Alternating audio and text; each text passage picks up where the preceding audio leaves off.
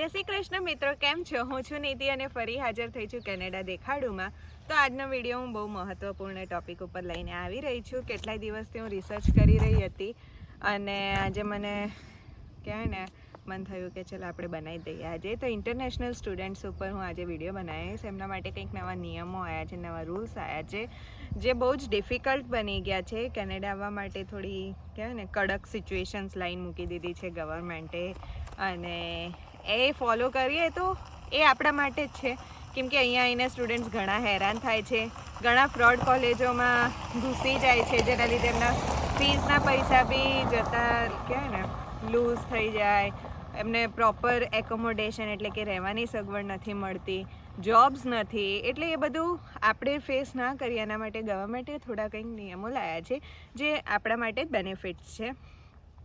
તો ચલો આપણે જોઈએ નિયમો શું છે. તો જાણવા માટે આખો વિડીયો જરૂરથી જોજો, કેમ કે ઘણા બધા મને કમેન્ટ કરીને પૂછે છે કે સ્ટડી ઉપર આવવા શું કરવું. તો સૌથી પહેલાં જો તમારે લેટર ઓફ એક્સેપ્ટન્સ LOA આવે છે કોઈ બી યુનિવર્સિટીમાંથી, તો એ તમારે ત્યાંની પ્રોવિન્શિયલ ગવર્મેન્ટ જોડે વેરીફાઈ કરાવવાનું રહેશે. અને વેરિફિકેશન કરાયા પછી જો એ એપ્રૂવ કરે તો જ તમે તમારી સ્ટડી પરમિટ માટે એપ્લાય કરી શકો છો. જેમ કે હું કેપ બ્રિટન યુનિવર્સિટીમાં ભણી, મને કેપ બ્રિટન યુનિવર્સિટીએ કીધું કે હા ભાઈ, તમે અમારા ત્યાં અહીં એડમિશન લેવા યોગ્ય છો, તમે તમારી ફી ભરી દો અને નામ નોંધાઈ દો.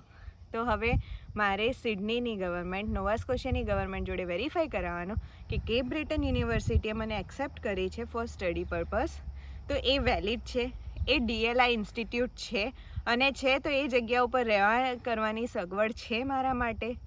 હું પૈસા લઈને તો આવવાની જ છું, કેમ કે આપણે GICમાં $20,000 બતાવવાના છે.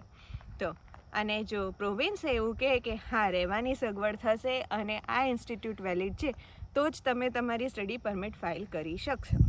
તો આ તો આપણી જ બેનિફિટની વાત થઈ ને, કે કોઈ ફ્રોડ યુનિવર્સિટી આપણા પૈસા ખાઈ ના જાય.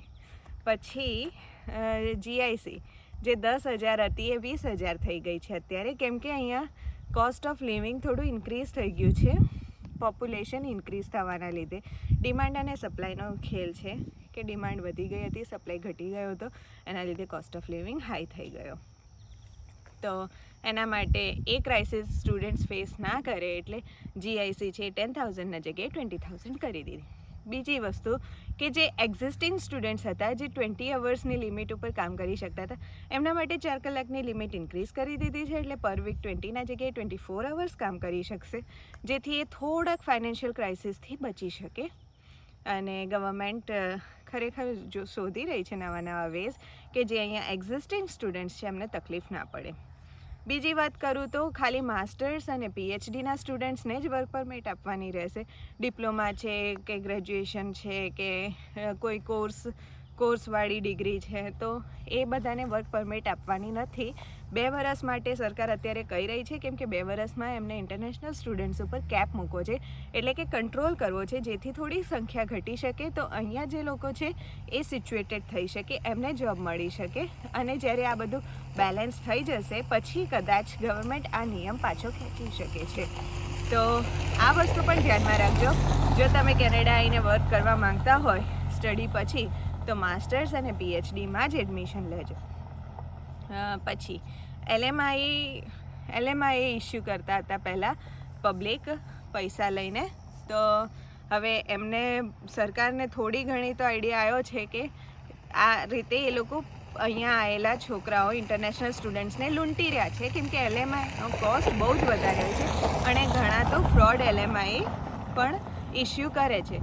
તો એ વસ્તુથી બચવા માટે ગવર્મેન્ટે હવે કીધું કે 3 મહિના કે 6 મહિના જે વેલિડિટી LMIની મળે એટલો જ, પછી એક્સટેન્ડ નહીં કરાય. એટલે તમે ક્યાંય પૈસા આપતા હોય ને LMI માટે તો ફસાતા નહીં, કેમ કે લૂંટવાવાળા તો ઘણા બેઠા છે.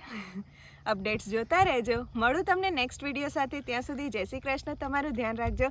મારો આજનો વિડીયો ગમ્યો હોય તો લાઈક કરી દેજો. તમને કોઈ પ્રશ્ન હોય તો કમેન્ટ કરીને પૂછવાનું ભૂલતા નહીં. મળું હું નેક્સ્ટ વિડીયો સાથે. જય શ્રી કૃષ્ણ.